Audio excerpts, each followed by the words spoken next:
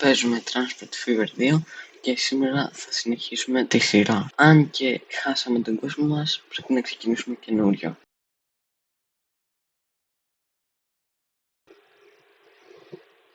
Γι' αυτό πάμε να ξεκινήσουμε.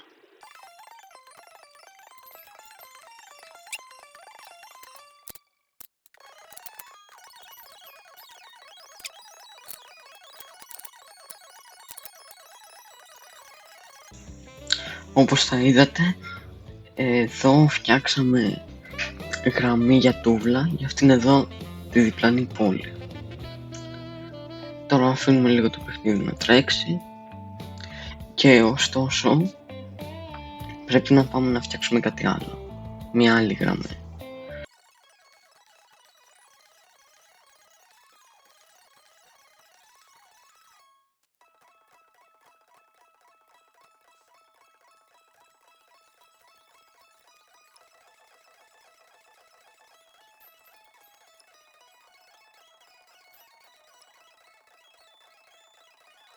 Ξεπληρώνουμε λίγο από το δάνειο. Έχει περάσει αρκετή ώρα και μπορώ να πω ότι έχουμε κάνει αρκετά πραγματάκια εδώ τριγύρω. Ξέχασα να τα τραβήξω κάπως και τώρα θα σας δείξω. Εδώ κάναμε το fuel, εδώ το machine factory, φτιάξαμε μια γραμμή για food που αυτή τη στιγμή δεν πάει πουθενά. Υπάρχει και τώρα αυτή, λειτουργεί τέλεια.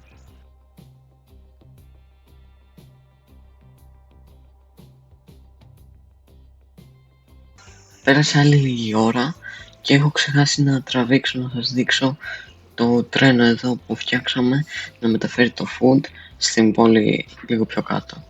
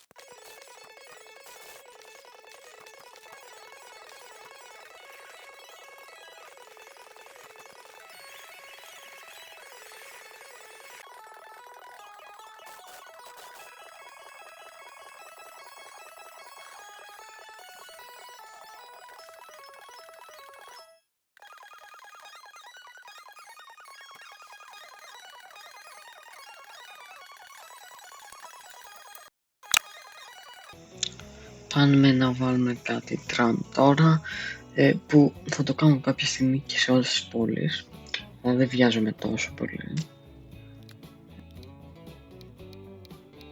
Και να βάλουμε, θα βάλουμε το ηλεκτρικό προφανώς, που χωράει 11 άτομα, δεν έχει πολύ emission.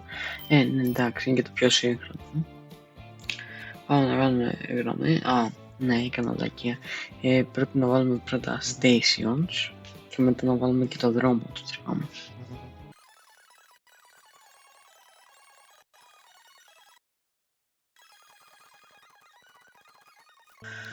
Ωραία, βάλουμε και τη γραμμή. Ας να τη φτιάξουμε τώρα.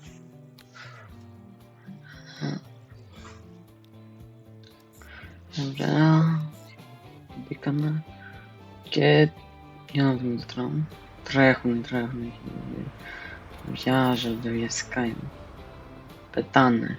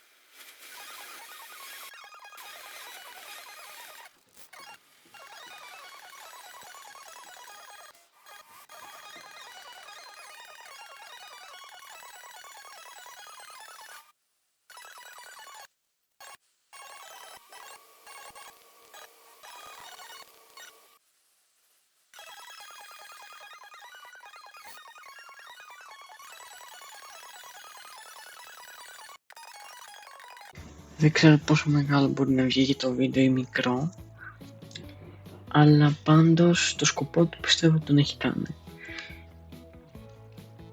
Δηλαδή έχω φτιάξει τον καινούριο χάρτη που θέλαμε, γιατί χάσαμε τον παλιό μας save, που τώρα έχουμε γενικά μία γραμμή oil για fuel, έχουμε μία γραμμή για machines, μία γραμμή για food και μία γραμμή για τούβλα. Και μετά στα επόμενα επεισόδια πιστεύω πρέπει να επεκταθούμε και στα υπόλοιπα εργοστάσια που δεν έχουμε χρησιμοποιήσει. Άμα δεν έχεις δει τα προηγούμενα επεισόδια, πήγαινε δες τα.